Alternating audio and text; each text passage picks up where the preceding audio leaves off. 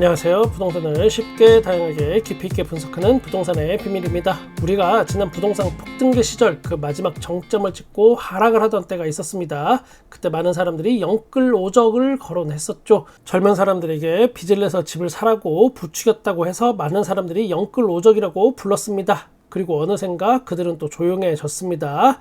지금 거래량이 늘어나면서 다시 주목을 받기 시작을 합니다.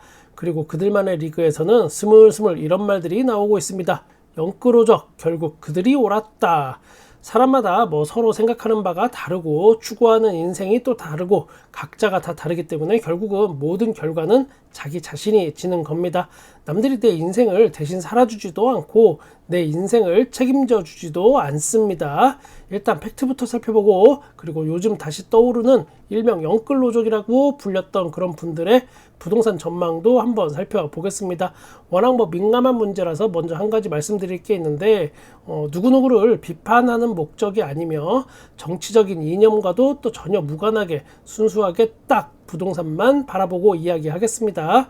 먼저 팩트 정리하면 요즘에 아파트 거래량이 많이 늘었다고 하는데 2024년 3월과 4월은 아파트 월 평균 매매 건수가 대략 한 4,000건을 살짝 넘어서는 정도라고 보면 되겠습니다. 부동산이 막 급락하던 그 시절에는 월 1,000건도 매매 거래가 없던 시절이 있었는데 그때에 비하면 많이 늘은 것은 사실입니다. 부동산 현장에서도 당연히 이거 솔직히 피부로 느껴집니다.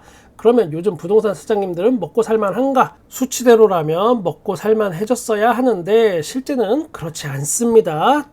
통상적으로 서울의 아파트 거래량은 월 평균 6,000건에서 8,000건 사이가 유지됐었습니다. 계속 부동산은 계절적 요인을 타는 종목임을 감안하고 그렇게 또 생각해 주시면 대략 어느 정도 가늠이 되실 겁니다. 성수기, 비성수기.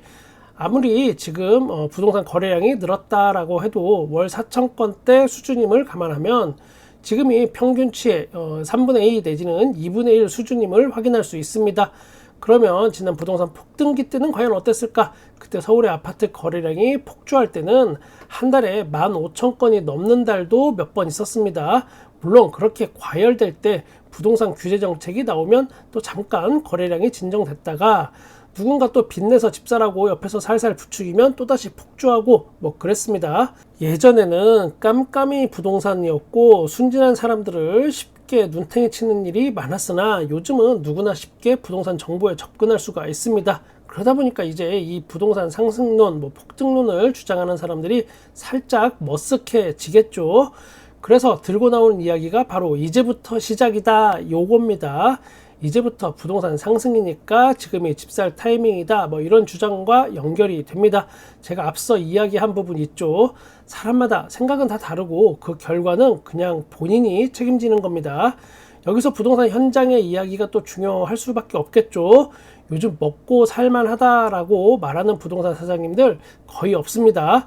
물론 어느 집단에나 있는 상위 10% 요 정도는 항상 돈을 잘 벌고 잘 먹고 잘 삽니다. 그분들 제외하고는 여전히 힘들다는 이야기가 계속 나오고 있는 부동산 중개 현장입니다. 부동산 폭등기 때를 한번 또 우리가 또 돌이켜보면 그때는 매매 거래 건수가 많았기 때문에 어느 정도 중간만 가도 돈을 쏠쏠하게 벌던 시절이 있었습니다.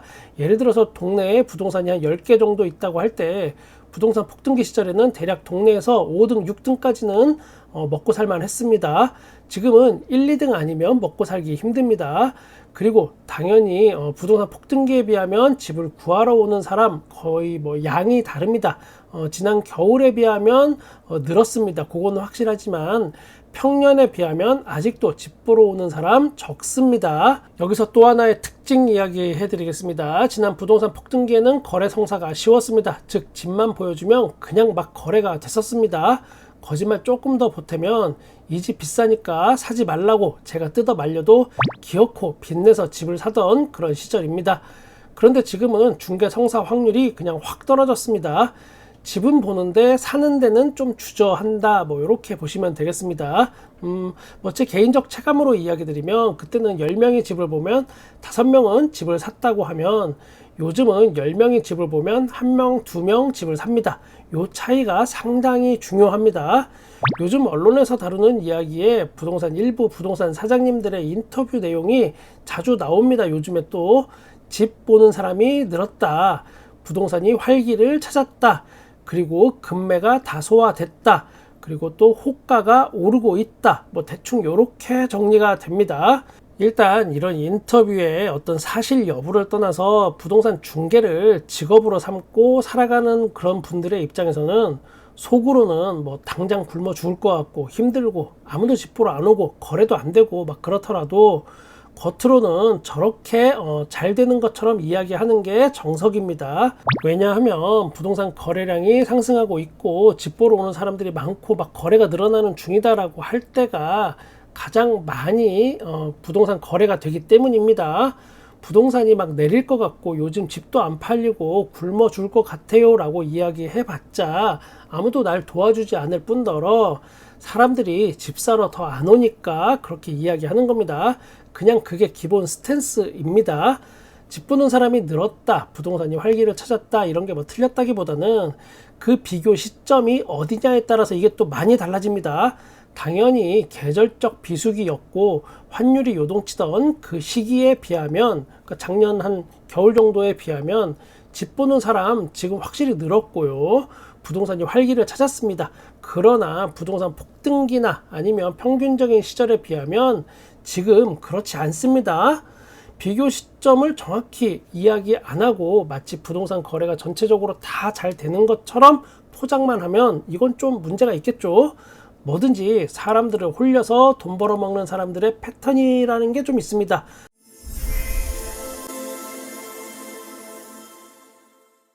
하락을 하면 그걸 숨고르기다 라고 표현을 합니다. 그리고 또 거기서 더 떨어지면 지금 잠깐 조정 중이고 곧 회복한다 뭐 이렇게 이야기합니다. 거기서 또 더 떨어지면 바닥이다 라고 이제는 이야기합니다. 그러다가 반짝 어떤 게 늘어나거나 이러면 이제부터 시작이다 라고 이야기합니다. 그 반짝이 또 운 좋게 한 번 더 일어나면 이제부터는 대세 상승이다 라고 이야기를 해버립니다. 그랬는데 갑자기 또 이제 바닥 뚫고 다시 지하철로 콱 처박히면 그때는 뭐 국제정세, 금리, 환율, 수요와 공급 등등 온갖 핑곗거리가 다 등장합니다. 이런 패턴은 세월이 아무리 지나도 변하지 않습니다. 앞으로도 변하지 않을 거예요. 왜냐하면 사람들한테 가장 잘 먹히는 검증된 패턴이기 때문에 그런 겁니다. 이게 그래야 남의 눈에서 피눈물 쪽쪽 빼서 내가 외제차 타고 강남에 아파트 사고 자식들 외국으로 유학 보내고 그러는 겁니다. 남의 피눈물로.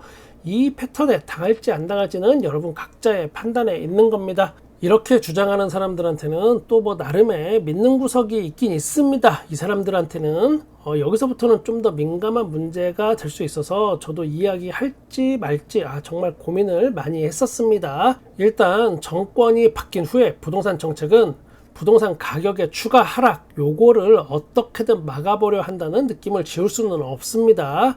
미국보다 통상적으로 1, 2%는 높아야 하는 우리나라 기준금리가 오히려 역전이 돼서 미국보다 금리가 2% 더 낮고 법까지 바꿔가면서 둔촌주공 살리기로 각종 규제를 지금 다 풀어줬습니다. 분양가 상한제를 사실상 무력화시키면서 분양가는 또 폭등을 지금 하고 있습니다.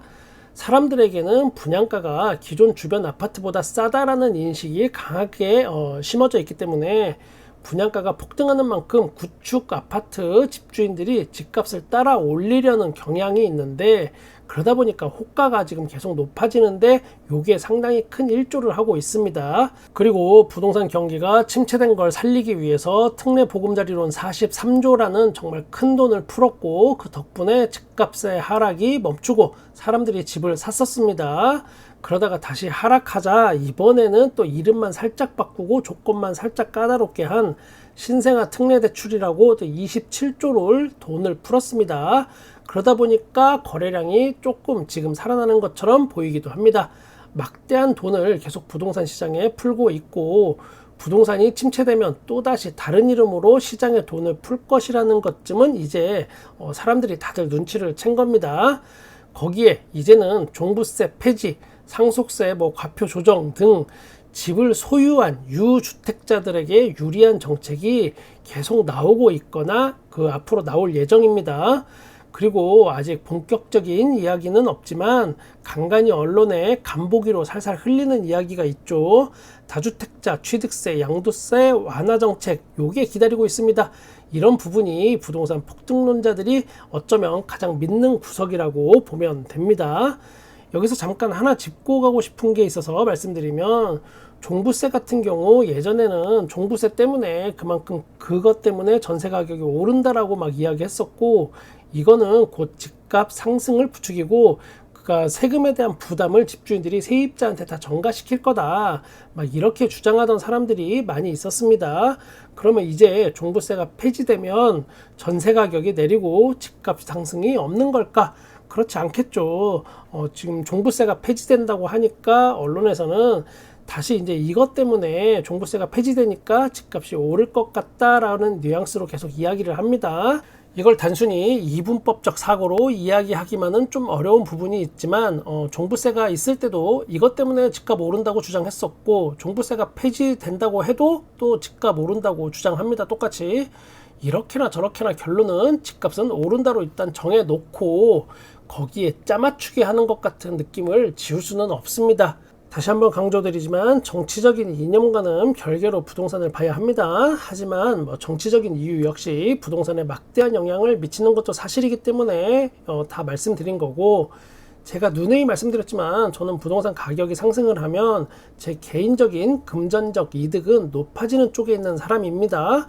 제 개인적인 금전적 득실 여부를 배제하고 이야기하는 것을 확실히 해두겠습니다. 그리고 여기서 영끌노적이라고 불리우던 그런 분들의 요즘 이야기 한번 다뤄보면, A채널에서는 6월 거래량 추이에 따라서 부동산 향방이 정해지고 6,000건을 넘을 경우 강남 등 서울 핵심지와 그 외 지역 간에 이게 서로 간의 양극화가 줄어드는 기점이 될 것이라고 했습니다. B채널에서는 다주택자 규제를 풀어주지 않은 상태가 지속되면 중급지, 상급지에 한해서 가격이 오르고, 만약에 다주택자 규제를 풀어준다면 하급지까지 전체적으로 다 상승할 것이다 라고 이야기했습니다.